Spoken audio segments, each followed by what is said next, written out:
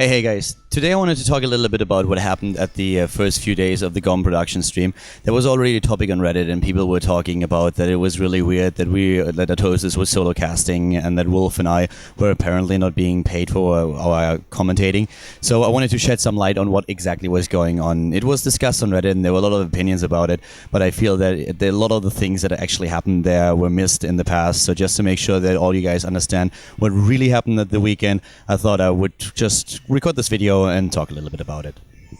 So the first thing that you have to realize is that the mainstream for the weekend for the WCS Season 1 Finals was not provided by GOM TV. It was an OGN production, so all the players were at the OGN studio and later at the arena at Jamshil.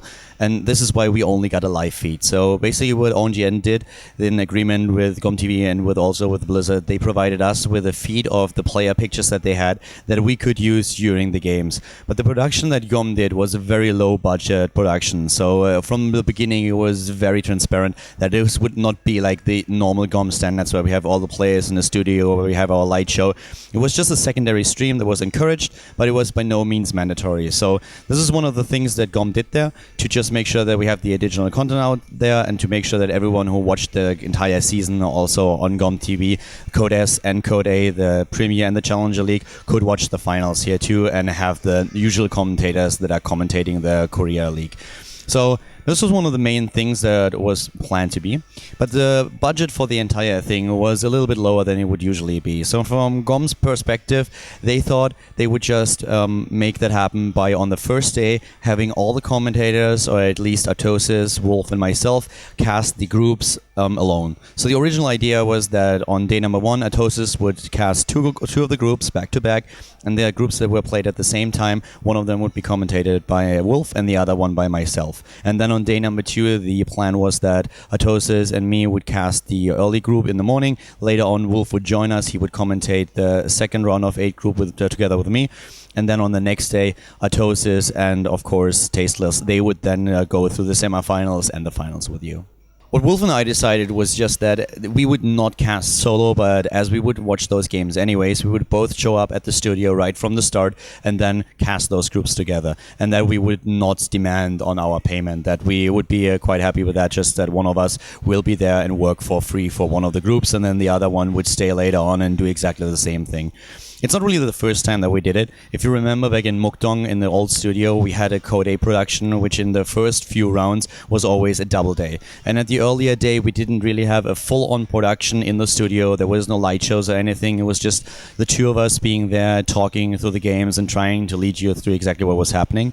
And this was one of those, also like the small budget things that GOM was doing as an addition to the original stream, especially for the premium users. And also back then, it was supposed to be a stream that was commentated by one person. But it's quite the ordeal if you solo cast for a really long time, especially when something happens, there are some technical issues, for example, and you have a lot of downtime. It's always easier to have a partner with you that you can banter with, that you can talk a little bit about what happened today and what's going to happen later on. So that really helps you out a lot. So back then in Code A, Wolf and I decided already that we would show up at the studio, the two of us, and always just show up. Only one of us would get paid, but we were happy with that. We were like, okay, that's fine, that's cool. That is a much better production if we do it, the two of us together. It's good for our brand. At the same time, it's good for all the viewers out there. They get 2 casters instead of 1. And we really, we love StarCraft, so we would most likely watch those games anyways, and we might as well be in the studio and talk about it. And this is the same thing that we decided to do now at the weekend. So coming in on the first day on Friday, we decided that we wanted to provide a normal dual stream, a double commentary, that the both of us should be there to cast the games. Because it's the WCS Season 1 Finals. It's a really, really important event. And on an occasion like that, I think it's absolutely, it's completely fine to make an exception to say, okay, in that area, I can actually work one day for free. That's absolutely fine. It's something that will just make sure that there's a really good quality for everyone who's watching at home. And for us, it's of course also much more comfortable having a partner with you that you can talk to. And it's just much more easier to bounce ideas off each other. So that was something where we just thought, okay, that's worth it. We can definitely get behind that idea and do that. A lot of people have been talking about and saying, okay, it's not really a good thing in the long run because they are afraid that now GOM will think, okay, if they work for free, if we only put one of them on camera, then we should probably do that in the future and just make sure that we can cut our budget a little bit.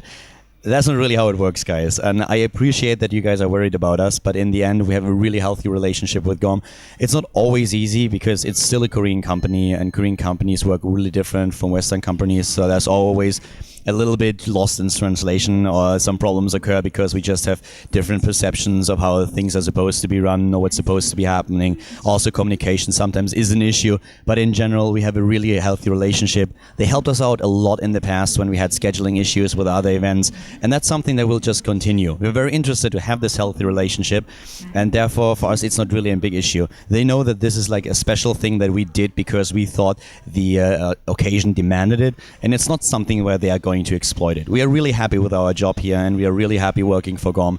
So it's definitely not like they are trying to exploit us or anything like that. It's just us realizing, well, it is a side stream compared to the main full production that is happening at OGN. We still wanted to provide the best possible coverage for you guys out there. So in order to make that happen, we are completely happy to sacrifice our salary for one day and be like, yeah, we want to help to contribute to that as well.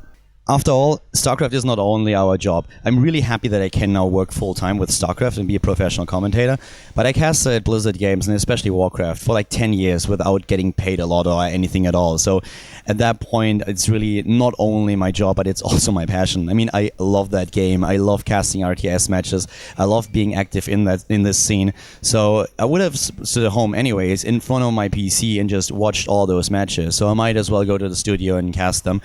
The scene is growing and we are becoming more and more professional, but it's still a long way to go. And if we can help with that and try to help out the community a little bit by going that extra mile, then we are completely happy to do that. And I hope that you guys realize this, that there was nothing like big going on, like any kind of shenanigans with GOM. They were just looking at what they had at the budget. They were saying, okay, for us it makes sense at the first day, which is the least important one of all three of them, to go in there and say, like, we only have one caster. We just can't afford to have, like, for all four groups, two casters at once. So if we have to make that compromise and say we need one caster or a solo cast for a few of those groups, we're going to do it on day number one. Rest assured that on all the other days, it was from the start planned to have two casters casting the matches. StarCraft and casting is, of course, a profession, but at the same time, to be quite honest with you, I have a degree in international business administration, and StarCraft and casting was from the beginning, while I was still studying and while I was even at school, by the way, was always like the one thing that I wanted to do. If it was only about the money, I could have just used my degree after I finished university and go to one of the big companies in Europe or in Germany, and I would have earned a lot more money than I do with esports right now. But it's just like an awesome job to have, and this is like living my dream and living the passion. So in this particular scenario, coming into the studio and casting one day for free is not something that I perceive as bad. A lot of people have been worried about this. As I said earlier in the comments, there was a huge discussion about it, but I feel it also strengthens our brand. So it's not only something where I say, well, it's good for the community. I feel it's also good for us. We usually cast together as a pair, and it's just something that shows. We have a pretty good rhythm going on. We harmonize quite well and make sure that we are always in a position where we can bounce off ideas, where we can talk to each other.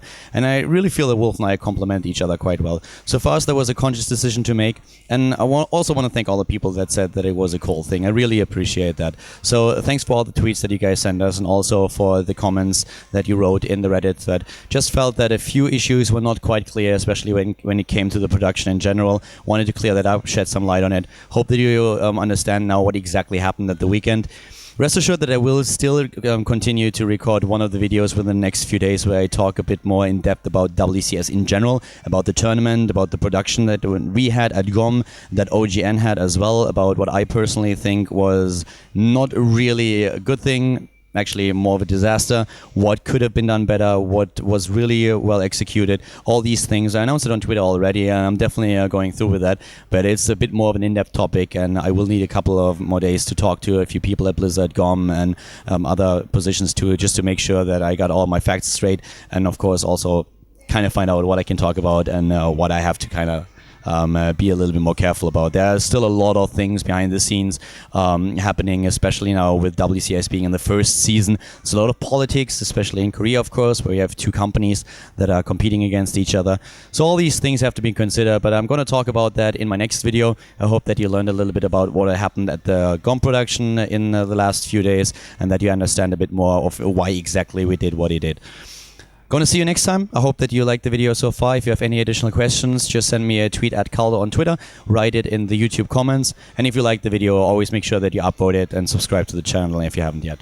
That's it for the day. Hope you guys enjoyed it. See you next time. Bye-bye.